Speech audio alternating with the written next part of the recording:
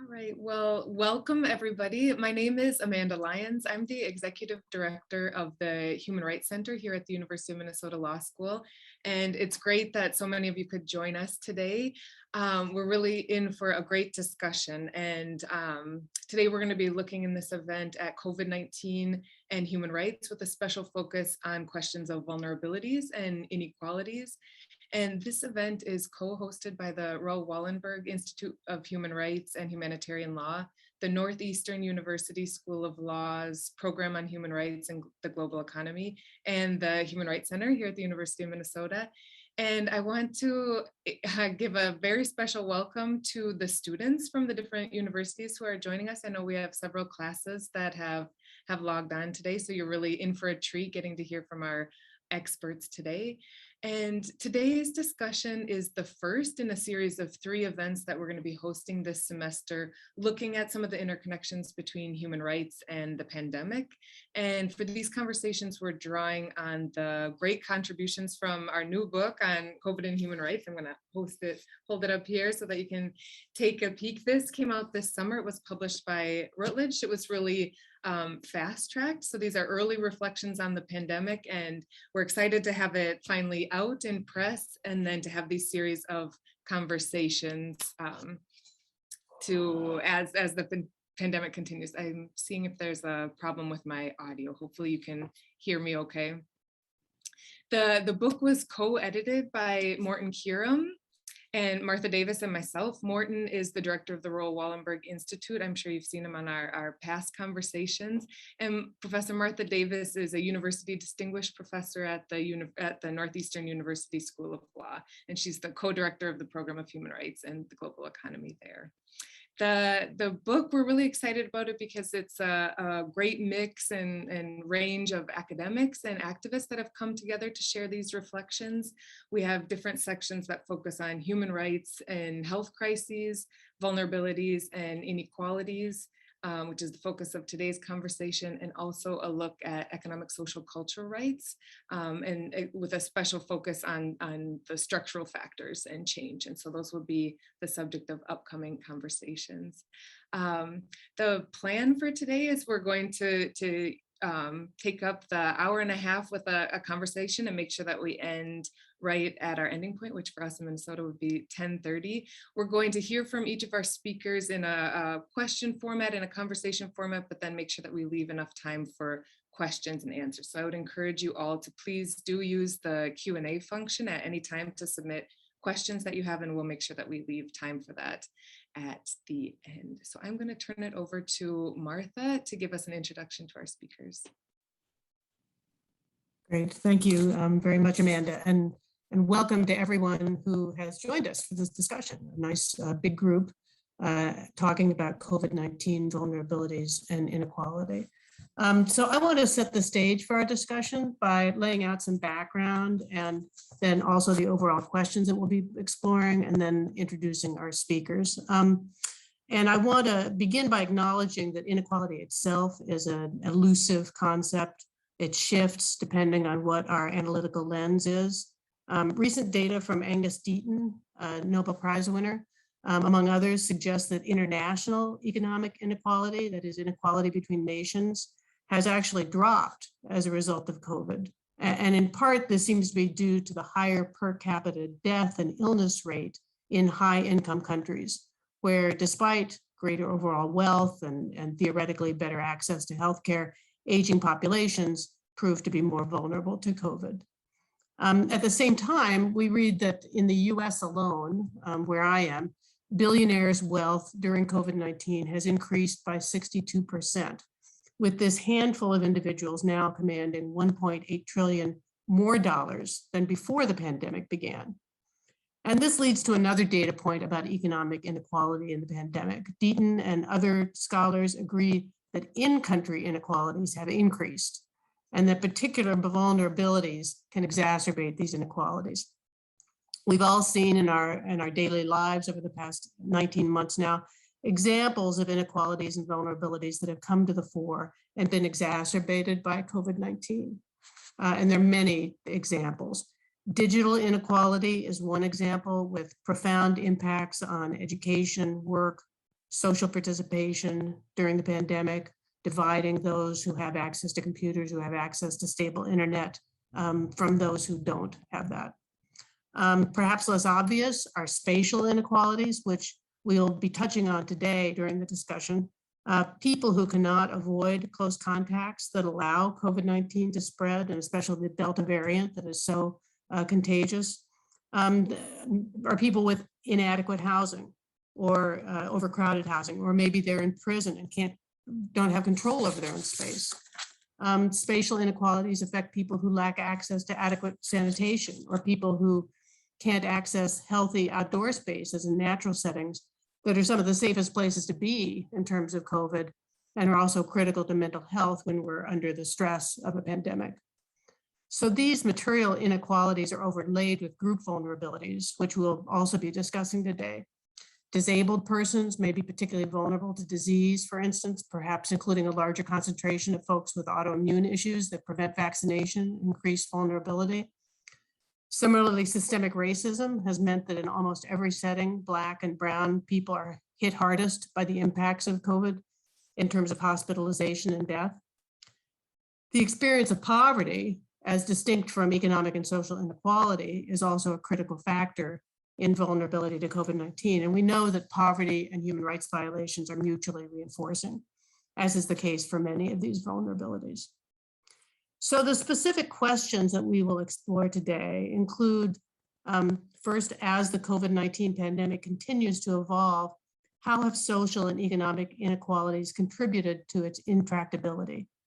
18, 19 months ago, many of us thought that COVID-19 would be, a blip and would be history by now. Have social and economic inequalities prolonged the pandemic? Second, what should governments and policymakers be doing to better address the vulnerabilities of the most marginalized groups affected by COVID-19? And how can we better protect these groups before the next pandemic and ensure government accountability for human rights violations?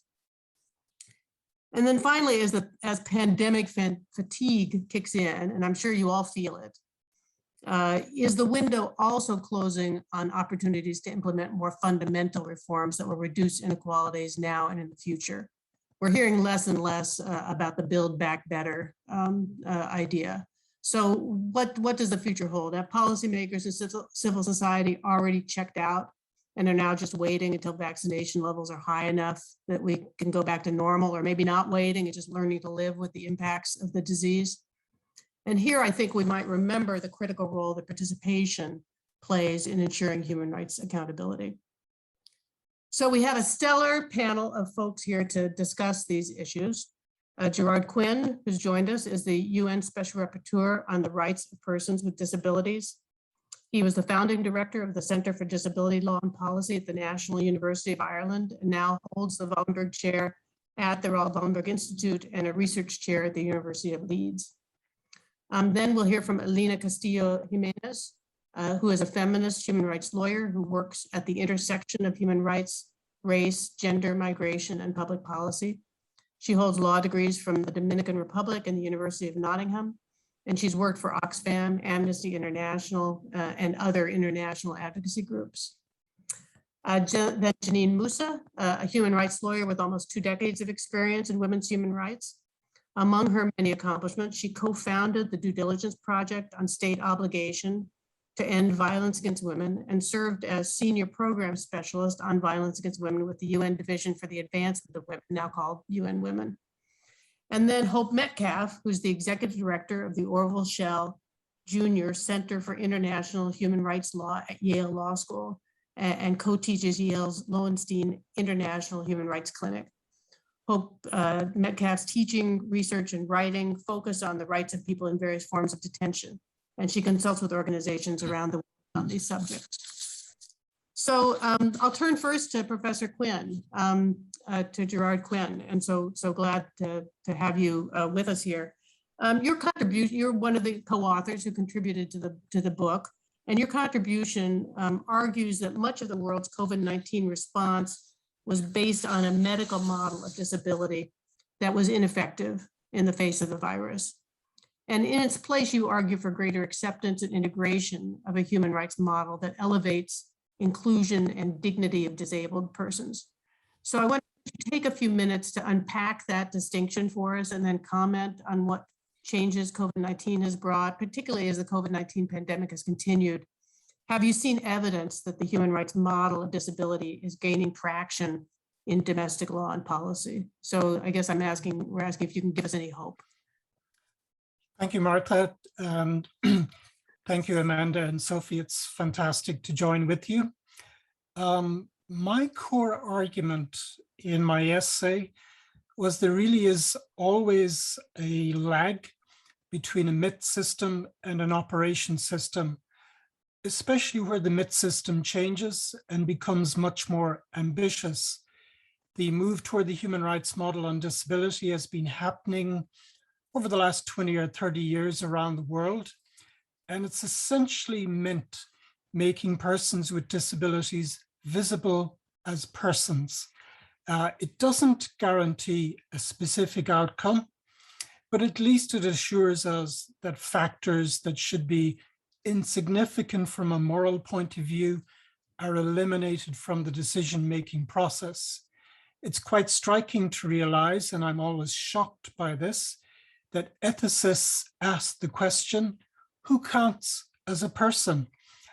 Well, persons with disabilities have tended to count for less or even not at all as persons.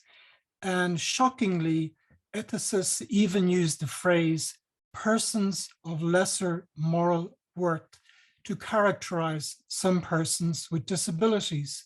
So it's no surprise then to see this discounting of the personhood of persons with disabilities carried forward into the policy domain.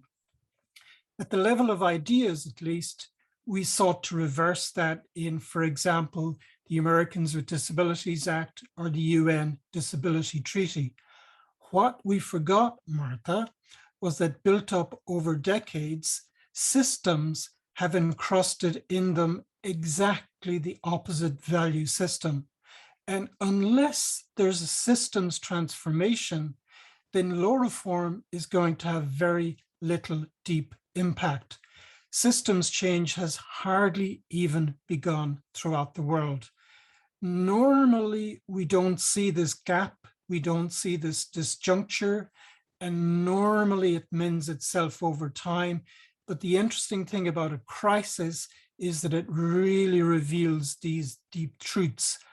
Systems revert to type during emergencies. And I chronicle exactly how that happened in the disability context in the essay. So that's exactly what we saw everywhere in the world, not in any one particular country. You also asked me to address, are things changing? Are there any grounds for optimism into the future? Is the medical model finally giving way to the justice and human rights model? Two or three very brief points, and then I'll hand it back to you, Martha. First of all, there was some isolated pushback during the COVID period. You had your Office for Civil Rights and your Department of Health issuing a famous settlement agreement against Pennsylvania that actually rang bells right around the world. The Australian Human Rights Commission did a Trojan bit of work on COVID and disability over the last 12 or 14 months. And of course, all the UN treaty bodies and special rapporteurs came together to remind governments essentially that they cannot forget persons who had been deemed invisible in the past in how they responded. Also, I think there is a growing awareness that changes in the MIT system, in UN treaties and headline law and so forth, has to be internalized across the professions. And this includes specifically the medical profession, and governments generally deferred to the medical professions sense of ethics over the last 12 or 18 months. So we did a reasonably good job at teaching disability law through human rights programs, but did nothing in our medical schools throughout the world. That has to change. And if we want real change to occur, there has to be a rippling out of the justice paradigm to other key professions at the coalface. Thirdly, I think building back better, in as much as it means anything, has to mean a frank acknowledgement that the systems we've built up in the past were not fit for purpose. The community supports out there were far too fragile. Even the World Bank has said this. They weren't resilient, and therefore they allowed the losses to lie where they fell. They revealed the inequality and they generated inequality. Now, however, there is a huge opportunity for change. There will be a Global Disability Summit next year, which will hopefully pinpoint and signpost key innovations in service transformation, the migration and move away from traditional service toward e-platforms, a 10-year UN strategy on community living. And by the way, to do this intersectionally, covering not just persons with disabilities, but older persons as well. And around the world, it was older persons, particularly those with previous conditions, who suffered the most during the COVID crisis. Last but not least, there is now beginning to be a widespread acknowledgement that the policy defaults in how we deal with emergencies were all wrong for one reason, and well, rather the main reason is that the voices of the persons directly impacted were not factored into account in planning for inevitable failures and inevitable crises. We sort of realized this with natural disasters under the UN Sendai process. We're beginning to understand it with respect to armed conflicts and peace building and the avoidance of conflicts. But now the last outlier is how we deal with emergencies such as public health emergencies and indeed climate change. So I'd be reasonably optimistic about the future if the active agency of persons directly involved is fully factored on board. Back to you, Martha. Thanks very much, Gerard. So I do have another sort of follow-up question, and maybe it's a compound question. So one thing is, it sounds like the state of activism around disability, the rights of persons with disabilities has really maybe been spurred by COVID. It sounds like you've got a lot going on, and you've got sort of a focal point and some agenda items that maybe were obscure before COVID hit. So that's one thing. I mean, is that right, that the state of activism is actually elevated over past years? And then the second part of this is I wonder how responsive governments have been to date to some of the agenda setting that you're doing. Yeah, Martha, I think we were very fortunate in that the UN Disability Treaty actually, unlike most other treaties, has an article in it dealing with emergencies, humanitarian crises. And so there was no lacking of myth, there was no lacking of normative guidance. It was just a failure to follow through in how systems reacted, and particularly during crisis periods. One of the interesting things, and I cover this in the essay, is that the global disability community came together to track all of the mistakes during the COVID period and to fairly characterize them and to put them back to governments. And governments have frankly admitted that the COVID crisis has revealed patterns of deep inequality, and that the past is certainly not a solid foundation to build into the future. So that's why there's a lot of ferment at international level at trying to join the dots to look at the innovation that's happening and reinvent systems into the future. That's why I'm reasonably optimistic. The one word of caution I would have is we can't do that on ground specific identity issues.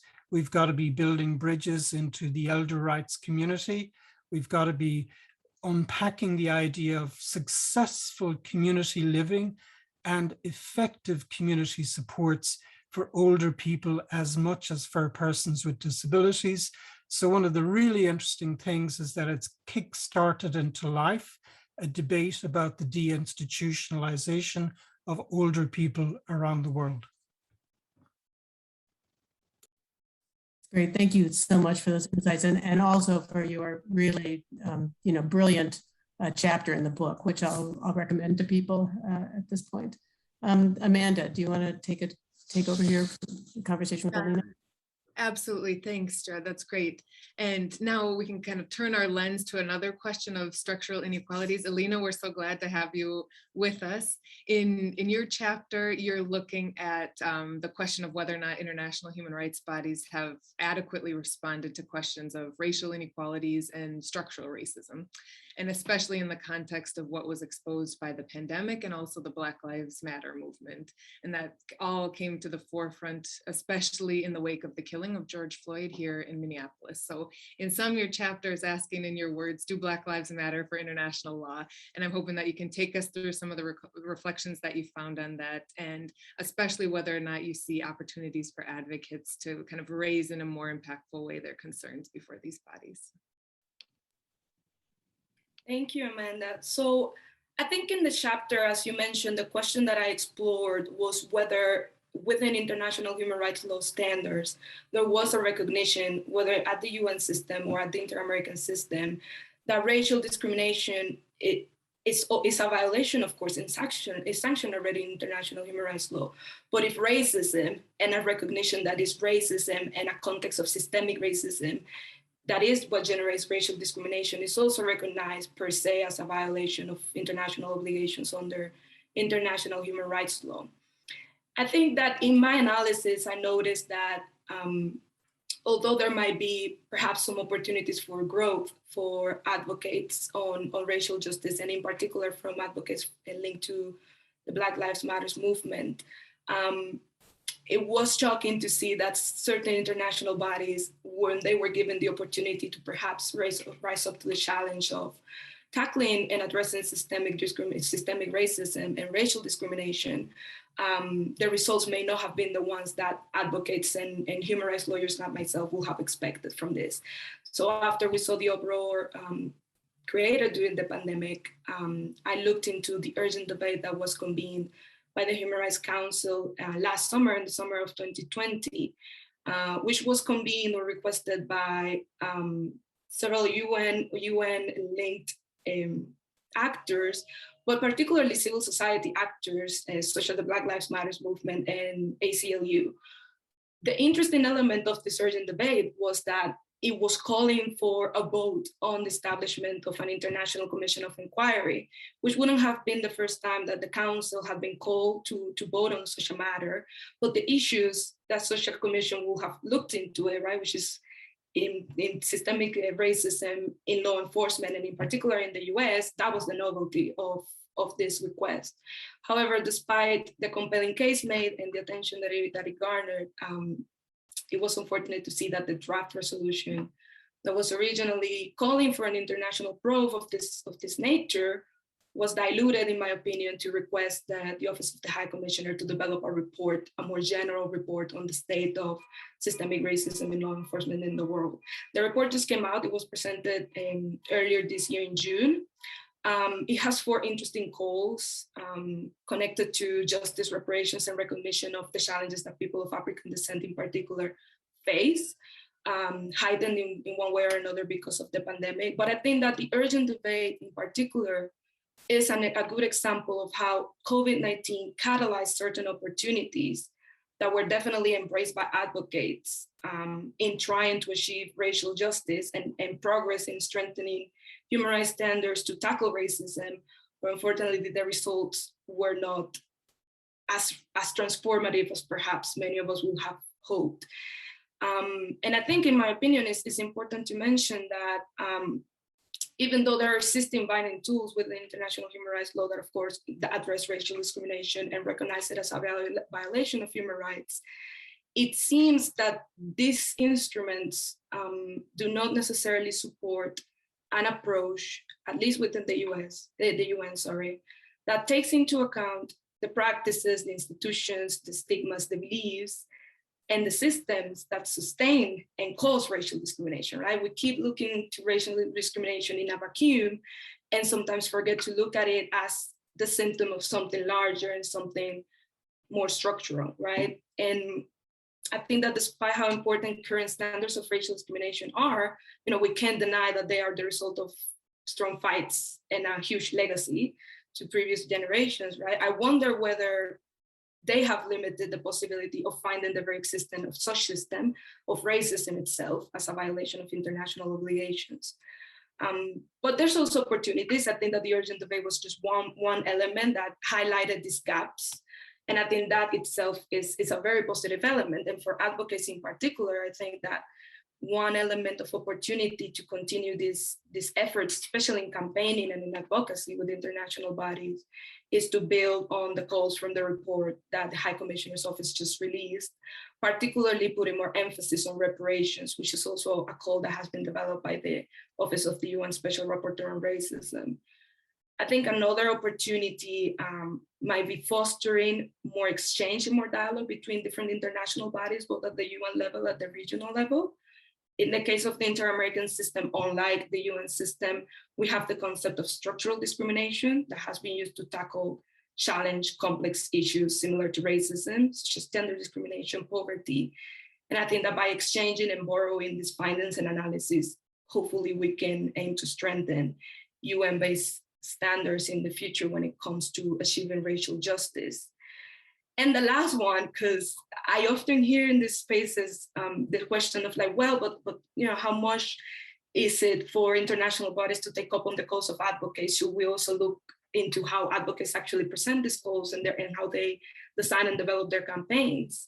And I think, as I mentioned, that maybe there is space for growth, and definitely probably is. But at the same time, I think that international bodies are in a position where they can get closer to these goals and get closer and meet advocates where they are.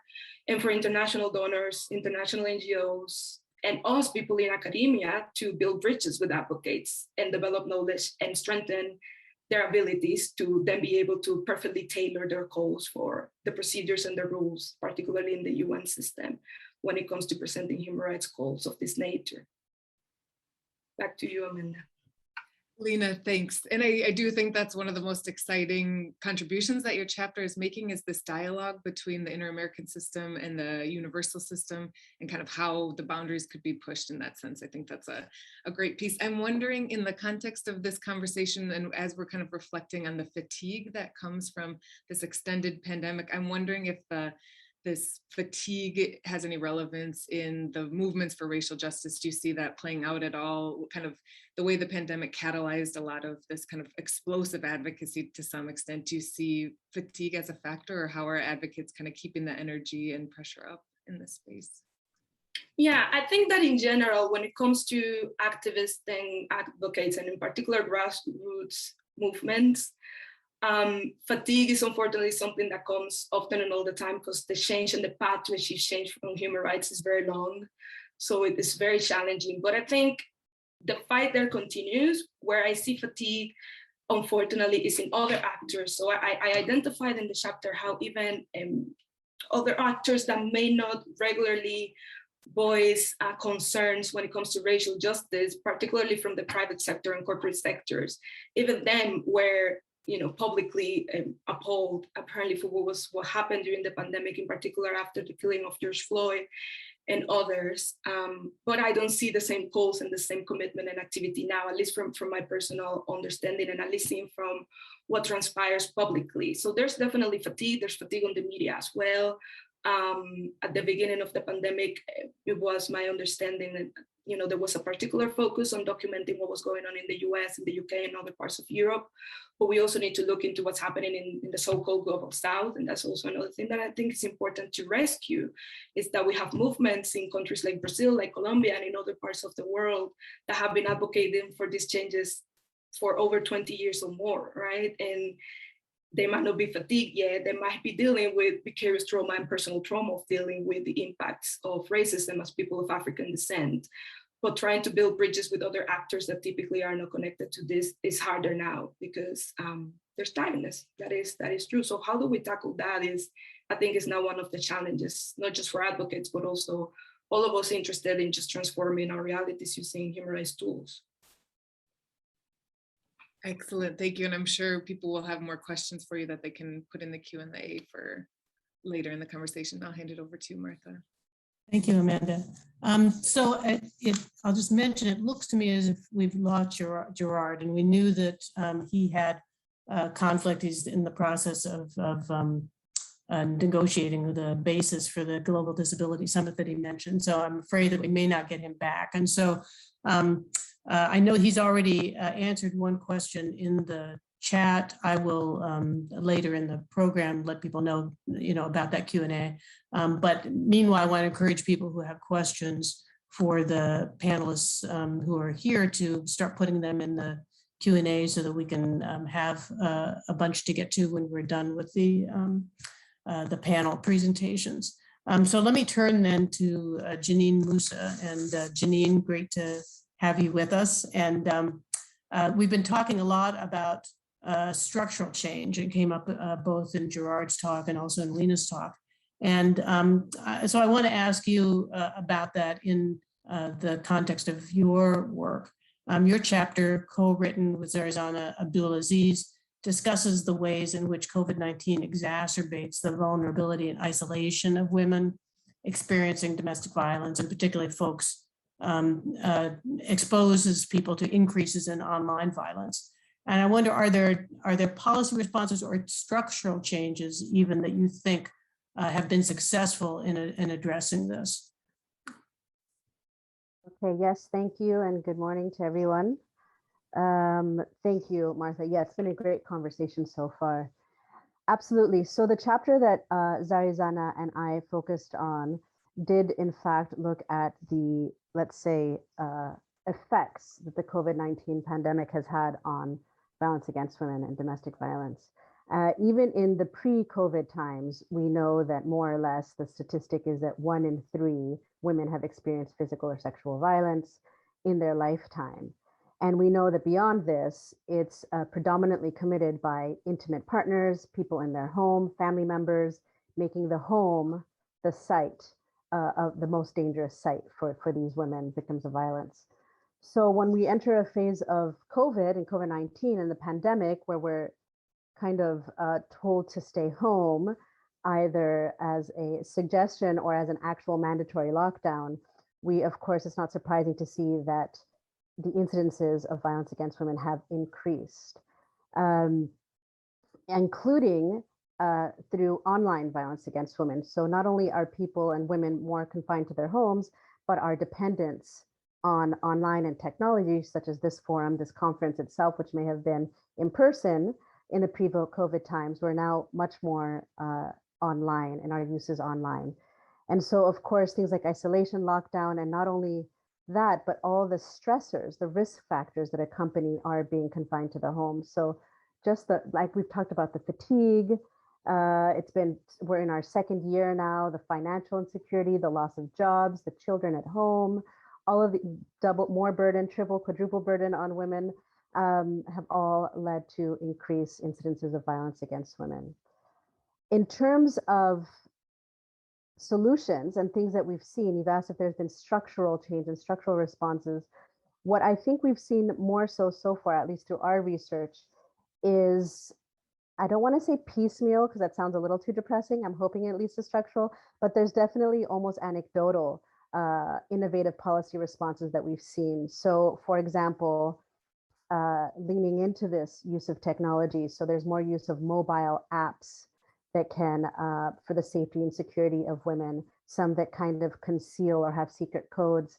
So it's actually a way to get help or ask for help online through your mobile apps, but you can easily like X out or use a secret code to ask for help. The problem with this is that most women globally don't have access to a mobile phone, not to mention a smartphone and or consistent internet access. So the use of these mobile apps to help women in these situations is dependent on having a phone, having a smartphone, having access to the internet. Another response that we've seen, of course, is that many more of these services have gone online. So whereas before, the #1 site to report or observe domestic violence is your health visit, or you're going to your nurse practitioner or primary care physician. And now we're doing much more online video visits, online medical visits. So a lot of these previously in-person health services checks have moved online. But again, this presupposes access to internet. And it usually, if not always, will require the woman accessing these services from the home, which in the case of domestic violence or intimate partner violence is the same site where her abuser or aggressor might be. So things like privacy or confidentiality, or even the ability to report these crimes are challenging. Some countries have increased access to helplines. They've made partnerships with information communication technology services where they're just free calls, free helplines that are available. Some countries have deemed these health services to be essential services. So even where there is a lockdown, where things have shut down, services, businesses, they've kept shelters, they've kept these health services open for women, being deemed essential services. One place that we are still frequenting in this pandemic are pharmacies or grocery stores, which are also essential services. So some countries have experimented with making those sites where women can report violence through, again, either kind of secret code, secret messaging, or just directly through practitioners on site. A lot of access to justice has been challenged. Myself, as a practicing human rights lawyer as well, who also works with asylum and refugee cases. So a lot of these services have turned online. Virtual protection orders can be accessed online. Hearings can be had online. But again, the challenges of having the perpetrator in the home or having internet. Another very interesting, for me, aspect of all this that has also arisen is that employers are now taking an extended hand into what does it mean to ensure security in the workplace, because now a lot of us work from home. So whereas before the obligation of the employer was to make sure there was safety on the actual physical premises of the office, of the sites, now increasingly employers are taking it upon themselves, and also through things like the ILO 2019 treaty on violence in the workplace. So there are international standards. What is the obligation of the employer to make sure there's safety even in the home for their staff from even domestic violence? And finally, there have been some experimentation. I'm trying to get, bystander awareness. So the mail is still being delivered. So training postmen to look for signs of abuse, or grocery workers, or delivery. We're all, some of us in this privilege, more privileged, the Amazon trucks are still delivering, UPS is still delivering. So how do we train those workers to identify signs of violence? So I'll stop there. Thank you, Martha. Great, thanks. Super interesting, all these different approaches. And it sort of harkens back to the point that I made earlier about digital inequalities and the way in which this has really been so, further exposed by COVID-19. So let me ask then, as a follow-up, we see Facebook and other online platforms taking action to curb disinformation. And here in the US, a lot of wrangling about what kind of information about voting fraud are they going to be allowing to be on their platform. Do you think, are there responsibilities that online platforms have for figuring out ways to curb violence against women that's perpetrated online? Or maybe it sounds like a lot of what you're identifying is even lack of access to online services. And is there some responsibility that Facebook or these online platforms have for increasing access so that people can actually use some of these mechanisms to, reduce the isolation and help protect themselves from violence? Yeah, thank you again for the question. So without getting too detailed into it, but there is already, quite a bit of precedent, even in international human rights law, which, as most of us know, focuses on what is the state's responsibility, what is the accountability of the state, what can we and should we expect from our governments in terms of protecting us from, for example, violence. But so now the question is, what can and should we expect from these private companies, these information communication technology platforms, Facebook, TikTok, Twitter, etc. And are they just neutral platforms, as they sometimes purport to be, or are they actually proactive hosting sites? And does that change our expectation of them? So in fact, there is quite a bit of basis in international law and others that do cite that these obligations do extend to private companies. It can be found in CEDAW, in ILO, in the Ruggie principles, where we're extending these concepts of human rights to private companies, the obligation to act with due diligence to prevent and respond to human rights abuses, and so forth. So I do think we are on a fairly strong footing in expecting and demanding, frankly, action from these private companies, not just because they should, but because they must. So, and it's also in their self-interest, and they're in their best interest. They don't want the bad publicity, et cetera. And as you started out your question, these actions have been taken in terms of information, correcting false information, taking down terrorist or hate speech, or even child pornography.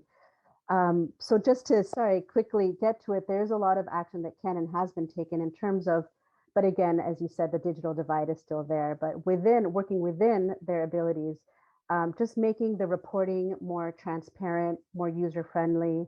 There's a challenge, of course, of fake accounts, IP addresses. So even where Facebook and others have tried to focus on the perpetrators of these online violence crimes, there are real challenges in terms of keeping up with the technology of the fake accounts and the IP addresses.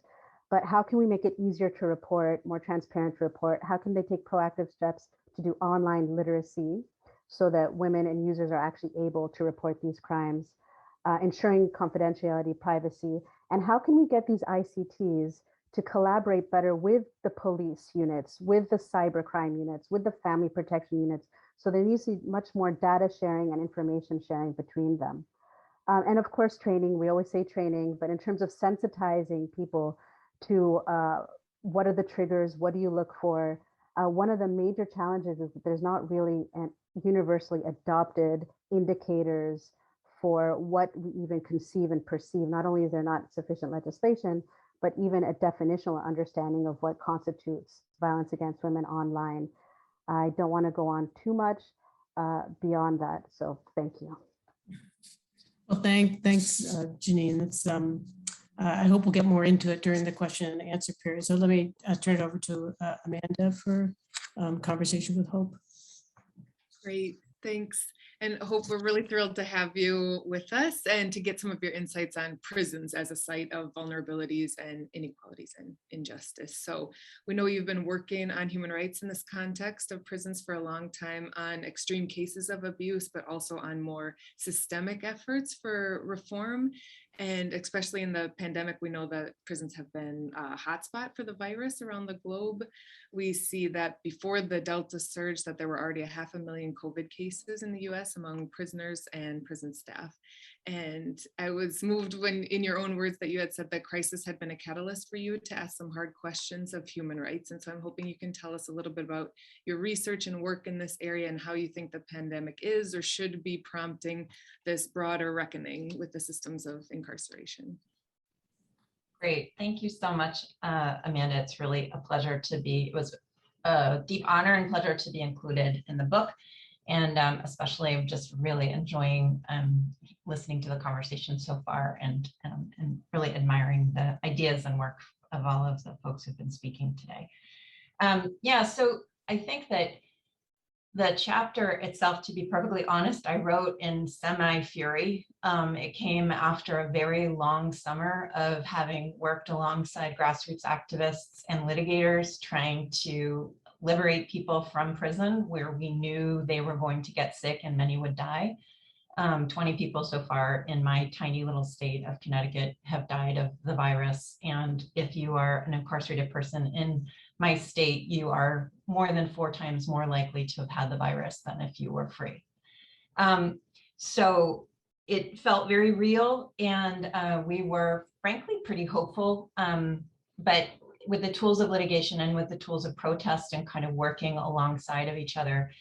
And it's a state that has a Democratic governor, it has Democratic majorities in both of the legislatures. And so it felt like there was going to be a real opportunity both to get people out, and then also to get them, and then also to have sort of broader conversations if we could shrink the population. And the population did shrink, but not nearly enough. And then what we saw is that there was a quick backlash, and that conditions for people on the inside really hardened, like they did in prisons throughout, not just the United States, but the world. And that just prompted me to think, this is so strange, because I talked to my public health friends and they're all saying, well, the obvious answer here is that you have to let people out. Prisons are simply not a safe place to be in a pandemic, period, full stop. And all of the social distancing, all of the things that most of us in the world have been doing to greater or lesser degrees, it's simply not even an option for people in prison. And yet things that seemed fairly commonsensical, for example, why do we need to take people in on, can we rethink bail provisions? Could we let people out simply, we calculated that simply letting people out 90 days before the end of their sentence would have decreased the population significantly. And could we look at things like compassionate release? And none of that happened on any systemic basis. We ran into all kinds of problems. And it prompted me to kind of do a deeper reckoning with thinking about, what is it about prison? Why did it seem like it was so intransigent to what should have been a kind of non-controversial policy solution to a public health crisis? And of course, the answer, at least in the context of the US, but actually as I came to look globally, was that, well, prison isn't just prison, of course. It's part of a whole system in many societies, and the US is sort of chief among them, of broader systems of oppression. And it's not like I didn't already know that, but I just think it really brought it to bear and highlighted it. So that the idea of doing something that really would not imperil public safety, would protect people inside and outside prison, it just wasn't even on the table. It was somehow unimaginable. And so that made me think hard about my own work, and how that I've attempted to work to reduce solitary confinement, for example, and the use, the sort of torturous use of restraints in our prisons for over a decade. And this realization sort of coincided with how we're choosing to do our work now. 10 years ago, we were relying primarily on kind of human rights investigations, discussions with, reform-minded discussions with leadership, reporting, some litigation. And today, the work that we do looks entirely differently. We think about it much more in terms of abolitionist principles of non-reformist reform. We think about, first and foremost, not just getting facts from people on the inside, but soliciting their views about what needs to happen, what needs to change. We think of them as partners for change on the inside, and that's how we talk to folks. And we have an active newsletter that we now send out to incarcerated people, and we enlist them in the campaigns that we do, and they kind of drive the campaigns. And to some degree, we also work with grassroots groups and do our best to kind of be a link between the people on the inside and the outside, because prisons are such highly surveilled and controlled environments. It's really like operating within a totalitarian system when you're inside prison. And so just to give a quick snapshot, I think that we had a campaign against solitary over the last year. I say we were a small part of a very big movement in that we had, and there was a grassroots group, Stop Solitary, who my students and I were counsel for, and we worked for them to develop legislation that at first the organizing principle was to stop solitary. There's a national movement to do it, but from the conversations with people inside prison in particular, but also with people who have experienced incarceration, they said, no. It has to be so much bigger than that. It has to be structural. And so we then focused, a big piece of the legislation was about community participation, community oversight, and transparency. And they pushed really hard, and we actually passed the bill through both houses. Our Democratic governor vetoed it. We also, at the same time, through a combination of structural litigation and these organizing efforts, the state did close our Seoul Supermax prison. That's been a 20-year campaign. It was a huge moment. The activists said that's not enough. We demand divestment. It's not enough. It's not enough simply to put it back into the system. We demand divestment, and we supported them in that. And the governor, when he vetoed it, clawed back that money, $14 million that could and should have been going to the communities. So the fight's certainly not over, but for me, the COVID work and sort of reflections on both what we're aiming to do, but also how we're aiming to do it really came to the fore. And I guess I'll just close by saying that, at this point, the virus is spreading in prisons. We're still hearing about people getting sick. Obviously, the vaccine helps a lot. But what I'm extremely disturbed by is how prison administrators in various places are using the pandemic to otherwise limit people's rights in very frightening ways. So, for example, visits are difficult to do in many places. I just was on the phone with a former client who's in a facility in Virginia. He's being forbidden from going to the law library in order to be able to litigate a habeas claim he has, because his unit has less than 70, they've set this figure that until 75% of the people in a particular group are vaccinated, no one can access services. So there are these, and then I should also say in Connecticut and in many other places, and this is detailed in the chapter I wrote, facilities are effectively on lockdown for much of the time, which means many people are not even able to bathe, let alone do things like take a walk outside. So even as we might be turning the corner a little bit on the seriousness of the virus, prison, unfortunately, is a much harsher environment and bleaker environment than it was 2 years ago. Oh, thank you. There's so much there. And I know we're going to have quite a few follow-up questions for you in that work. It's really impressive. I'm curious if you could say something. You described kind of an evolution in your work and how it's changed. I'm wondering if you could say something about how does human rights factor into the way you're working now, whether the human rights language or kind of the formal structures, but I'm just curious if that's also changed, if you could say something on that. Sure. I think, so for me, always human rights, the primary appeal has been the immediacy of the language.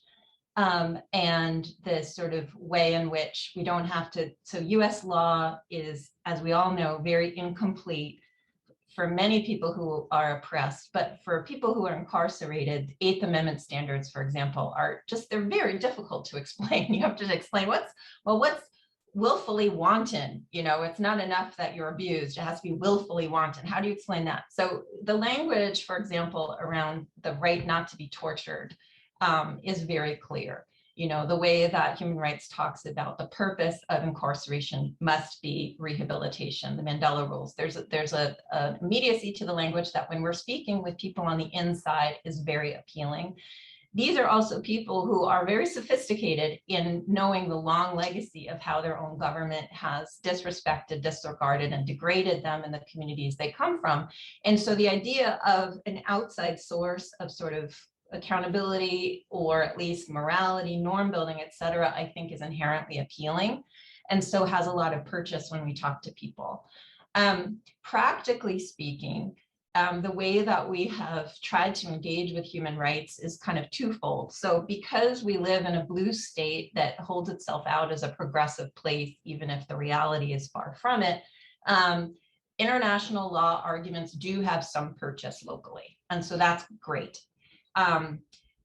Second, and I should say specifically on solitary confinement and kind of those extreme conditions, we have barbaric chaining practices that routinely happen that I won't gross people out with by describing, but they plainly constitute at least cruel, inhuman, and degrading treatment, but are really torture in most instances. that matters here. And so, for example, we worked, we wrote a general allegation letter to the UN Special Rapporteur on torture a couple of years ago, and detailing, relying on, numerous testimonies about both the use of solitary confinement and this excessive chaining that was happening. And he wrote a statement that we were then able to put out locally into media, et cetera, that said, UN rapporteur says Connecticut is engaged in what appears to be torture. And that was pretty explosive, actually, in a way that maybe it wouldn't have been, frankly, if it was Alabama. So practically speaking, that's been helpful. But I do think it's primarily the former rather than the latter. Although I will say, over time, it's amazing. Sorry, it just occurred to me. So when the governor vetoed the bill, he simultaneously issued an executive order. And this is quite stunning. And he did this without consulting anyone, including in the DOC, so far as we can tell.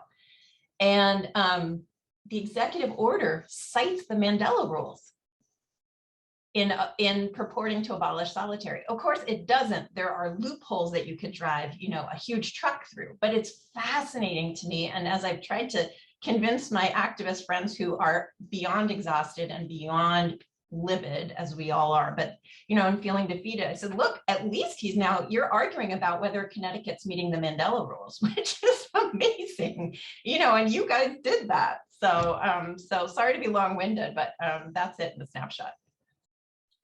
That's great. Thanks so much. Back to you, Martha.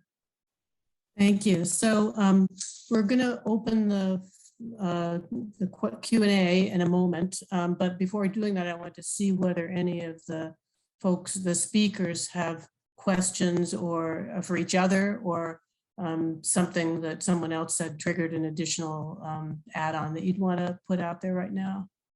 Alina, Janine, Hope. I'd love to hear Alina sort of answer a version of the question I just answered, and sort of how in your space that's coming up. And I'm sorry, Hope, I lost you for the last part. I think my Amanda asked me a question about sort of the uses of human rights, or how folks are thinking about human rights. And obviously you've written about that, but if there are kind of maybe more anecdotal or ways to talk about how activists are thinking about whether they're hopeful about human rights and the utility, if they're feeling disillusioned, limited. Yeah, no, absolutely. I think that's a great question. As I was listening to you, I was thinking about not just like my experience and being in contact with activism, racial justice, but also just in general because of the work that I lead. But in the context of racial justice and tackling systemic discrimination, I think the question of whether human rights is welcomed or kind of accepted with some, mistrust or distrust depends on the region, in my opinion. I think in countries in Latin America, because of the Latin American tradition of using human rights tools to tackle gaps and non-conforming states and governments not complying with their human rights obligations is very important. And at least in the last 20 years, with the movement of neo-constitutionalism in countries in Latin America, we have embedded as societies human rights language into our constitutions.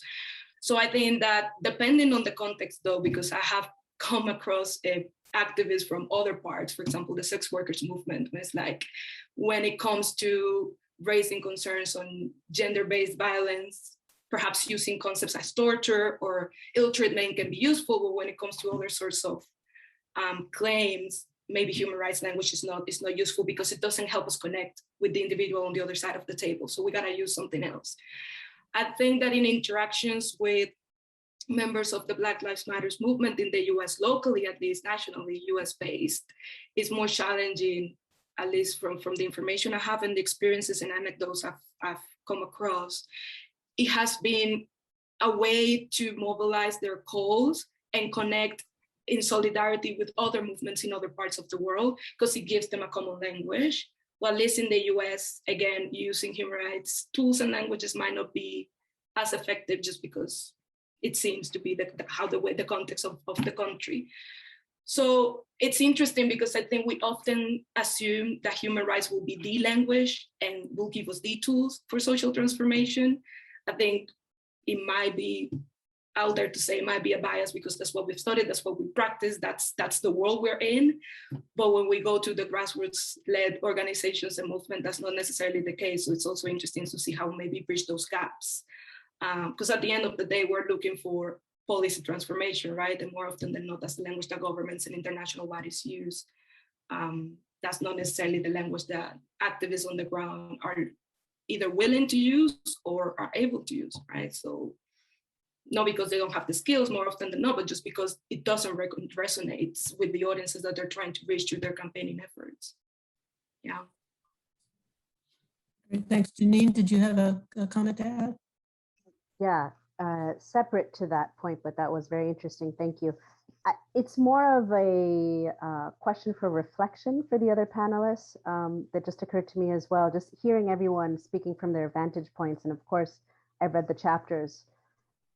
It just occurs to me that I'd love for us to dig deeper, either now or at the end, or at least reflect upon how our different silos, can work better together. I know, I'm steeped in the gender, then we've heard from the racial justice, incarceration, disabilities, and we're all reacting and responding, hopefully proactively as well to the human rights abuses and how COVID has enhanced it. But as with everything, it'd be always, I think, even more powerful if we spent time also thinking about how we could work across our different areas of expertise as well. So just not so much a question or a comment, but reflection. That is great. And what I'm going to suggest is that people weave that in or add that to their thinking as we're getting to some of the questions from the audience. So thanks, Janine. That's an important point. So we've got questions here for everyone. Gerard, unfortunately, has had to leave, but there was a question for him. I don't know if the people in the audience can see the Q&A. There's a question for him about the whether it matters at the national level if a country has, oh, Gerard is back. Okay, good.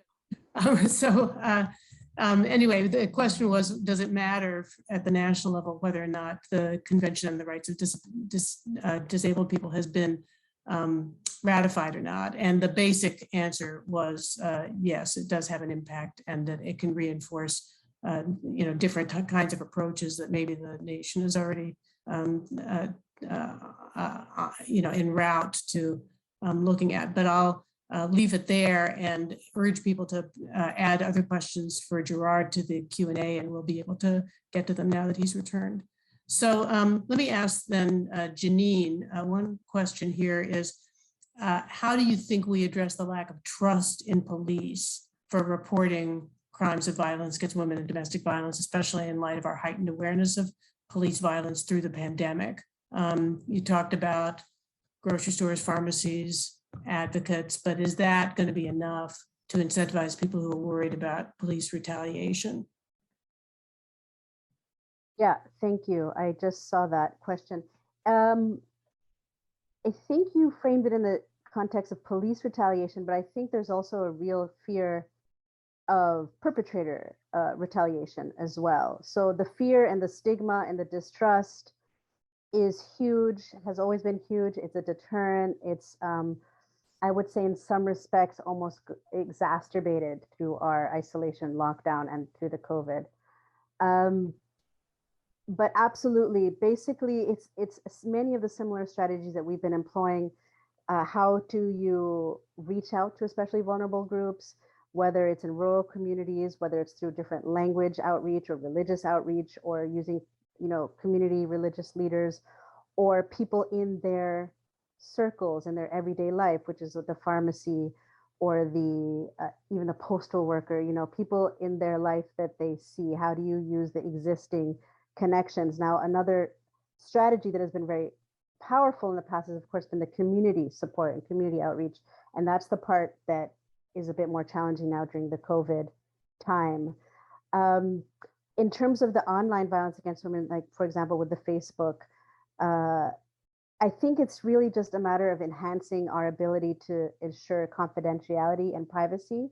So if even on our web platforms or our online reporting platforms or our mobile platforms, how can we make it so that there are added securities so that the woman reporting or the bystander reporting doesn't fear the reprisal or that the perpetrator will find out? How can we invoke more outreach even to the community? So for example, in the cyber crimes units that receive a lot of these crimes allegations, if it is, for example, a girlfriend who initially sent a consenting photo to a boyfriend and they broke up and then these were disseminated, but she doesn't want to report it because even that act alone of the consensual sharing with her then boyfriend would be seen as shame or dishonor. How do we reach out to the family, and how do we do those kind of one-on-one interventions as well? So the challenges remain is a short answer in terms of the lack or the distrust. It's just about putting more emphasis on privacy, confidentiality, and really having a women-centered, survivor-centered approach. Great, thank you. I'm going to sort of consolidate a couple of questions for Hope and Gerard, I guess. And we've got a question here about to Hope. Can you please elaborate on how the Convention Against Torture has been successfully used to address solitary confinement in the US and what tactics work best? I'm going to also ask Gerard maybe to comment on that. It relates to the question that I was describing earlier about what the impact of ratification of conventions really has on the ground. And maybe the Convention Against Torture is one that you want to comment on, Gerard, but you can also go back to the Convention on the Rights of Persons with Disabilities to sort of come back to the question of whether or not that has been really meaningful. So Hope, can you go ahead and start and maybe comment on how the CAT has been used? Sure. I think it's less about using the treaty per se, and it's more about a kind of long history of engagement and very artful engagement between domestic advocates in the US and especially UN special rapporteurs. And I'm thinking here particularly of Juan Mendez, who was special rapporteur on torture. And he issued a number of reports and close consultations, especially with US advocates, both detailing what was happening in prisons, not just in the US, other places as well, but kind of, I guess, maybe the US is a world leader in this regard, in terms of supermax facilities, and then doing a very careful, yet also, I think, progressive analysis under CAT, articulating why it is that long-term solitary confinement is, in which he defined to be over 15 days, because that's when we know that psychological harm, including lasting psychological harm, can happen, constitutes at least CIDT, if not torture. And he sort of set, and then that standard was then incorporated under the UN, the Mandela rules for the minimum standards for the treatment of prisoners.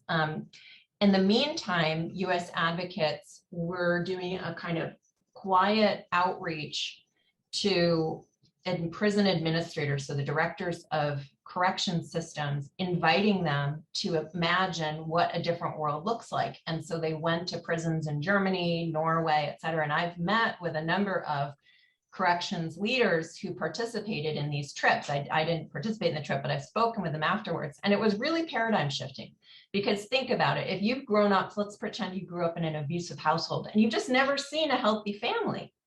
And then suddenly somebody welcomes you into a family, and you can sit down at dinner without yelling at each other, right?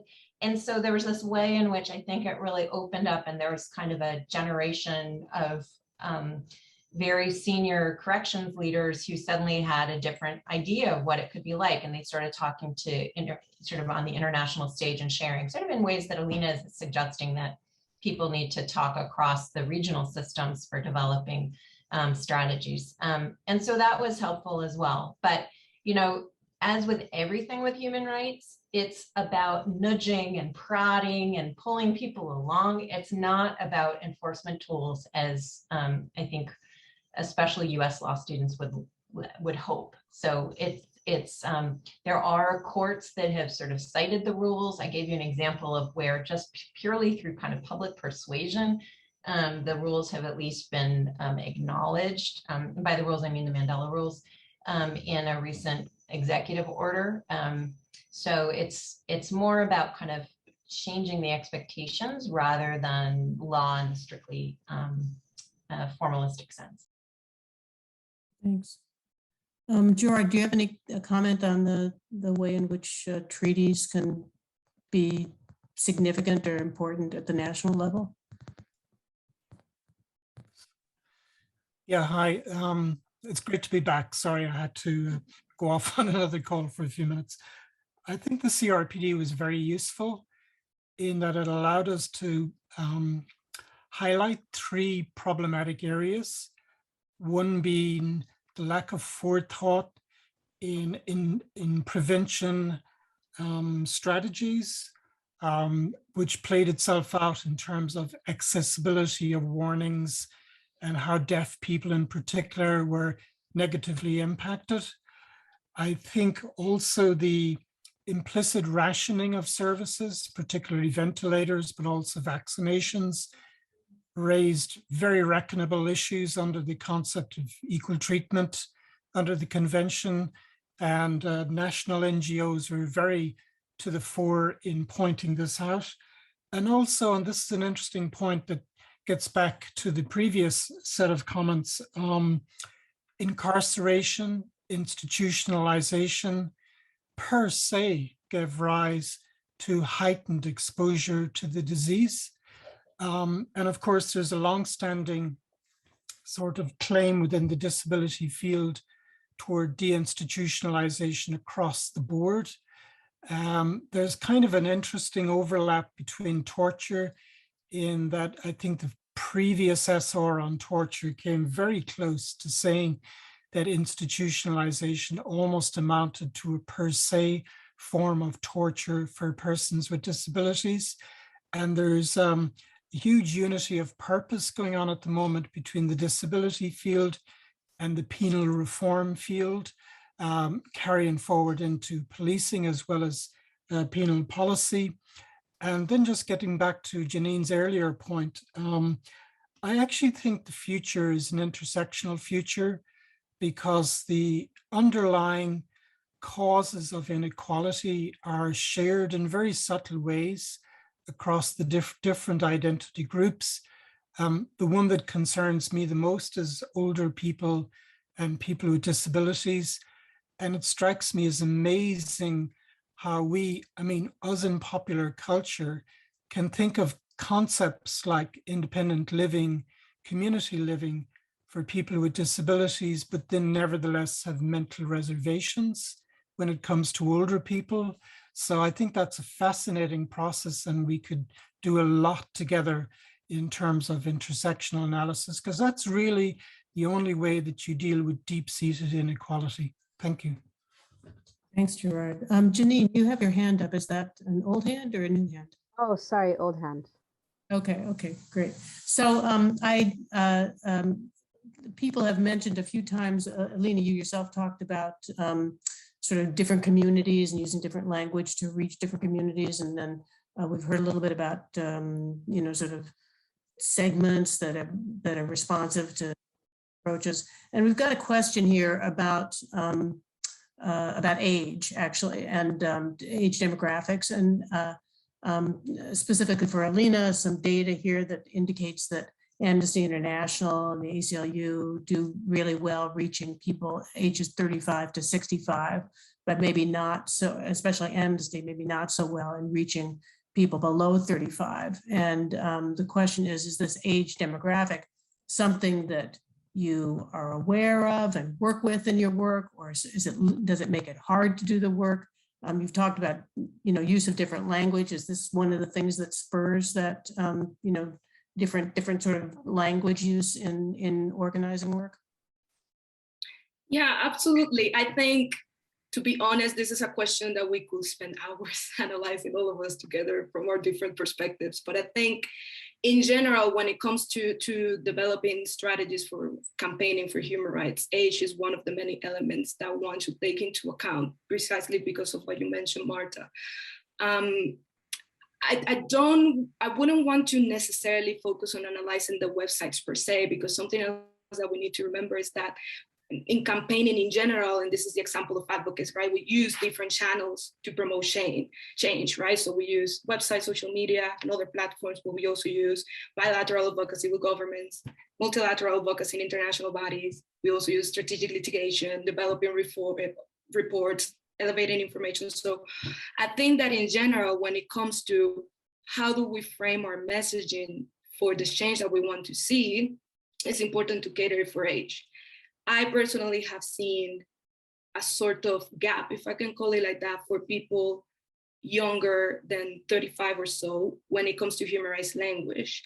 And we see it in other movements, such as Fridays for Future, for example, right? We see that the language that they use is very different than, for example, what other people in other age ranges might be using. But I think also something that kind of popped up in my mind as I was listening to Hope and Gerard and Janine is also how, when we talk about intersectionality and not working on silos, age is one of those elements that we also got to take into account, but also gender identity in particular. So I personally have seen it's not just important to take into account the age differences, but also how gender interacts, because for certain issues, they may be more appealing for women or people that identify themselves as women than for men or people that identify as non-binary, right? So I think, just to try to be short, because this is a really big question. Yeah, it does impact, and it's very nice also to see that, different organizations were catering to different people, because at the end of the day, the whole point is to mobilize people towards social change, right? Mm-hmm. That's a good point. Thank you. So Amanda, you have a question about privatization. I'll go ahead and just turn it, since you've got a mic there, I'll go ahead and turn it over to you. You can ask your question. Sure, and that's not very fair for me to insert myself in the conversation, but it is something that was kind of touched on in a small way in a couple of the comments, and I'm just curious, almost across the board, but especially maybe Hope and Gerard, if you could comment on how privatization or the operation of the private sector in this space factors into your work. We so often think only about state obligations, and I'm just curious how you see in those spaces private actors, and then maybe for Janine and Alina, kind of corporate voices. I don't know, not to put you on the spot, Hope, if you, maybe I'll toss it to you first. Sure. I mean, the privatization, prisons and capitalism have functioned hand in glove since the dawning of prisons. They have been a site of forced labor from the time that they were conceived of, and that is still the case. And in terms of prisons entering kind of the corporate sphere and publicly traded companies, that sadly is another kind of US invention that we now are exporting. And the largest growing markets for private prison companies are non-US markets, specifically Brazil, South Africa, Australia.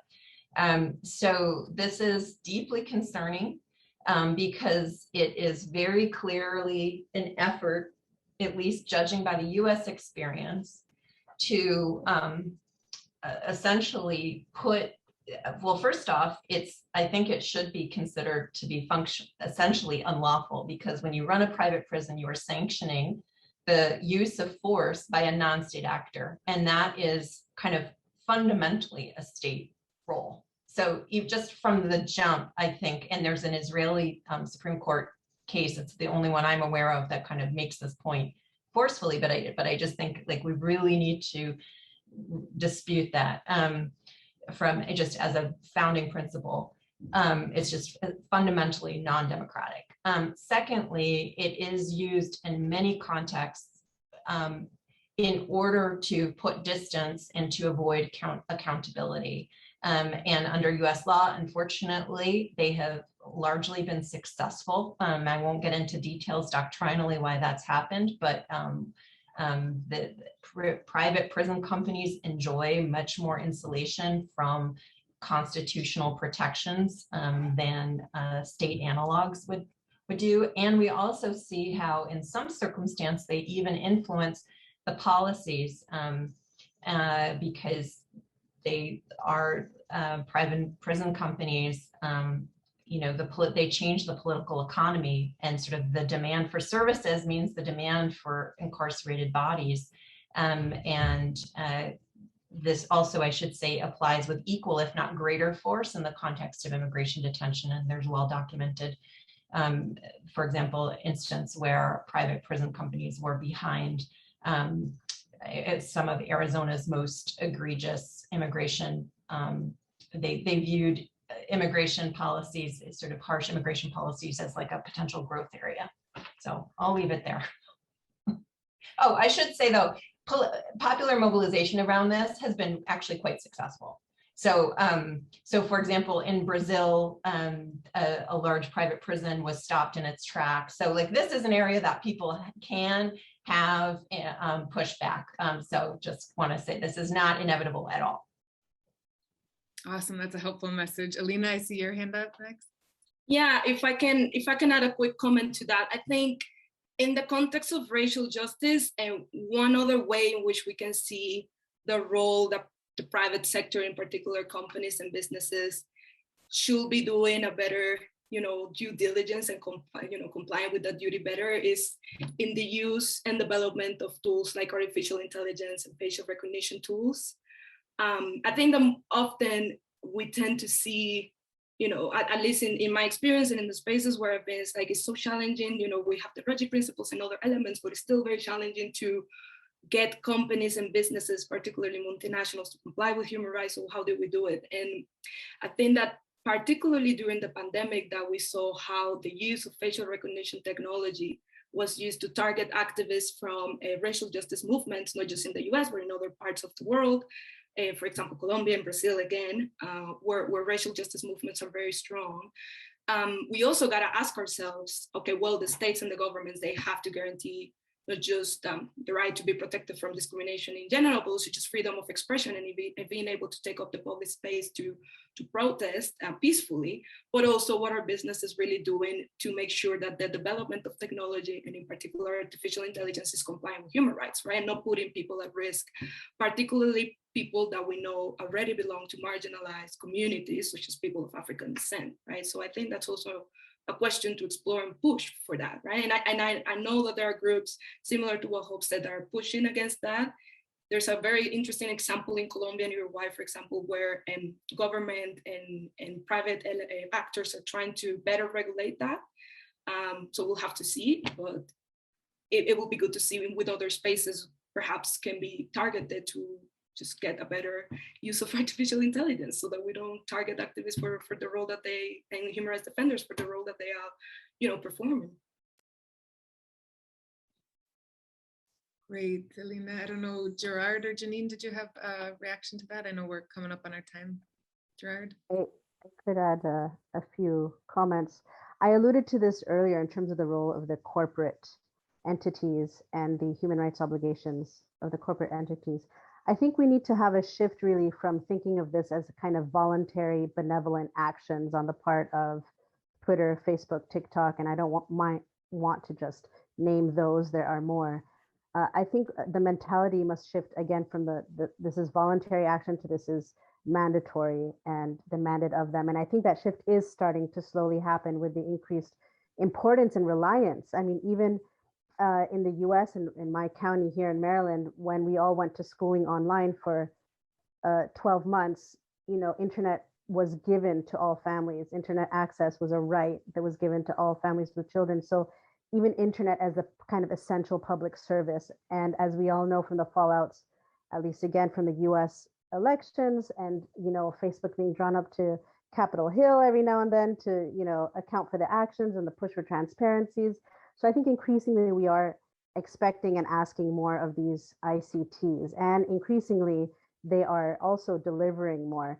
But what is needed is, push for more legislation, mandatory policies, transparent reporting. There's been talk of having some kind of third party that does oversight. I don't see that happening in any near future. Model indicators, model definition. So I think a lot more work needs to be done in terms of trying to unify the responses and getting the responses to be transparent across these corporations and these platforms. So then again, it's not just really one, Zuckerberg's decision to decide, but really it's more transparent and demanded and based on legislation and policies. Thanks, Gerard. Yeah, just very briefly, disability services, indeed old age services around the world, they're already privatized. It's a multi-billion-dollar industry. Most governments do not directly provide these services. They farm them out, they commission them out. Usually the entities that are active in the field are insulated from the reach of regulatory law and insulated from the reach even of competition law. The big fight at the moment is over the future paradigm of the future shape of this market. And there's a lot of debate going on about service transformation, about the positive possibilities of migrating away from traditional service providers toward electronic platforms driven by artificial intelligence. I agree that's a huge issue driving change into the future. And this is something that I'm going to be focusing on next year. We're producing a thematic report on artificial intelligence and disability.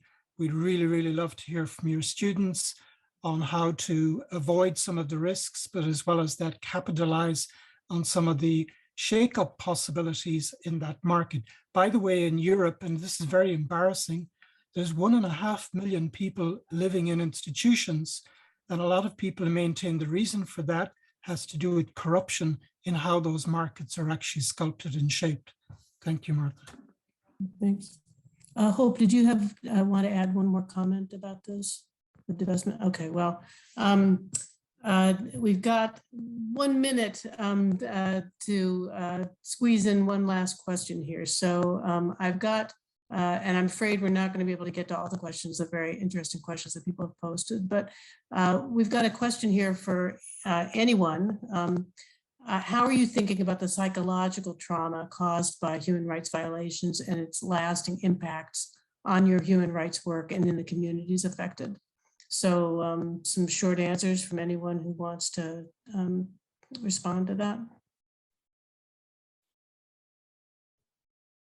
Very short answers. Yeah, go ahead, Janine. This is kind of an unofficial sneak peek, is that the new Special Rapporteur on Violence Against Women, Dr. Reem, don't know her last name, from Jordan, there's a strong possibility that her next report will be focusing on psychological violence as a form and consequence. That's all I'll add. Great. No, that's worthwhile. Thank you. I'll just say that for me, and I think at least the spaces that I operate in, this goes somewhat to Janine's point about how is it possible for different people working in different spaces to work together. You know, if we think about violence prevention overall, I think many times the line between perpetrator and victim is not a black and white one at all. It's not a stark line, and that families, individuals are often kind of along that spectrum. They've experienced violence, they themselves maybe have perpetrated violence, and that the current system that we have for violence prevention, namely prisons and police, I think in the view of many people, actually perpetrates and creates more trauma, which then creates a further feedback loop. So I think trauma is very much at the heart of the work that I'm trying to do with communities, and I see the work to try to minimize the harm in prison and to think very differently about how we address harm as rooted in trauma. So thank you for the question. Thanks. So I think we are out of time here, but I am going to thank the panelists myself and then turn it over to Amanda for any closing remarks. Yeah, absolutely. Thanks, Hope, Gerard, Janine, Alina, for the time and thinking through these questions and the great chapters. And thanks, Martha, too, for pulling this all together. A quick mention, thanks to the RWI team, Morton, and everybody for all the work into kind of convening this space. I'm going to copy here some links for anyone interested. We have the past webinars that we've done in our series earlier in the year, and then links to the 2 books that have been at the basis of the conversations. We're going to have our next webinar in the series will be on October 13th, looking at the global economy and economic, social, cultural rights in the pandemic. And then the final webinar will be on November 22nd. So watch for news on those. You can track any of the 3 organizations hosting the conversations for the links. And so thank you all for the great questions and for joining the conversations, and we will see you next time. Thank you, everyone. You. Thank you.